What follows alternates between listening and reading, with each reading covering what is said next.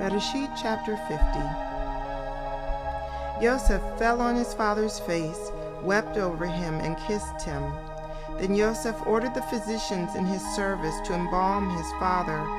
So the physicians embalmed Israel. 40 days were spent at this, the normal amount of time for embalming.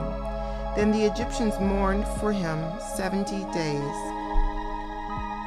When the period of mourning was over, Yosef addressed to the household of Pharaoh, "I would like to ask a favor. Tell Pharaoh, my father had me swear an oath. He said, 'I am going to die. You are to bury me in my grave, which I dug for myself in the land of Canaan. Therefore I beg you, let me go up and bury my father. I will return.' Pharaoh responded, 'Go up and bury your father, as he made you swear.' So Yosef went up to bury his father. With him went all Pharaoh's servants, the leaders of his household, and the leaders of the land of Egypt, along with the entire household of Yosef, his brothers, and his father's household. Only their little ones, their flocks and their cattle, did they leave in the land of Goshen. Moreover, there went up with him both chariots and horsemen. It was a very large caravan. When they arrived at the threshing floor in Atad, beyond the Yarden, they raised a loud and bitter lamentation, mourning for his father 7 days.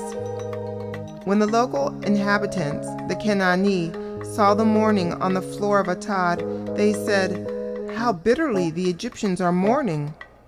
This is why the place was given the name Avel Mitzrayim, mourning of Egypt, there beyond the Yarden. His sons did to him as he had ordered them to do. They carried him into the land of Canaan and buried him in the cave in the field of Machpelah, which Abraham had bought, along with the field, as a burial place belonging to him, from Ephron the Hittite by Mamre. Then after burying his father, Yosef returned to Egypt, he, his brothers, and all who had gone up with him to bury his father. Realizing that their father was dead, Yosef's brothers said, 'Yosef may hate us now and pay us back in full for all the suffering we caused him.' So they sent a message to Yosef which said, 'Your father gave this order before he died. Say to Yosef, I beg you now, please forgive your brother's crime and wickedness in doing you harm. So now we beg of you, forgive the crime of the servants of the God of your father.'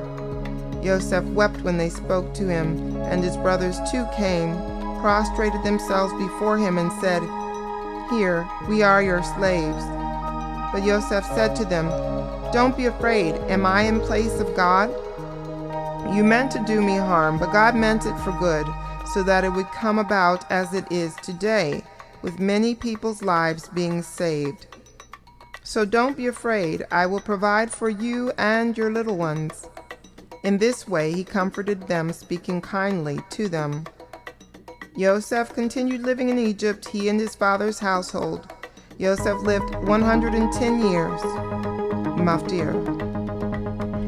Yosef lived to see Ephraim's great-grandchildren, and the children of Manasseh's son Machir were born on Yosef's knees. Yosef said to his brothers, 'I am dying, but God will surely remember you and bring you up out of this land to the land which he swore to Abraham, Yitzhak, and Yaakov.' Then Yosef took an oath from the sons of Israel, 'God will surely remember you, and you are to carry my bones up from here.' So Yosef died at the age of 110, and they embalmed him and put him in a coffin in Egypt. Hasak, Hasak, Venit Chasek. Be strong, and let us be strengthened.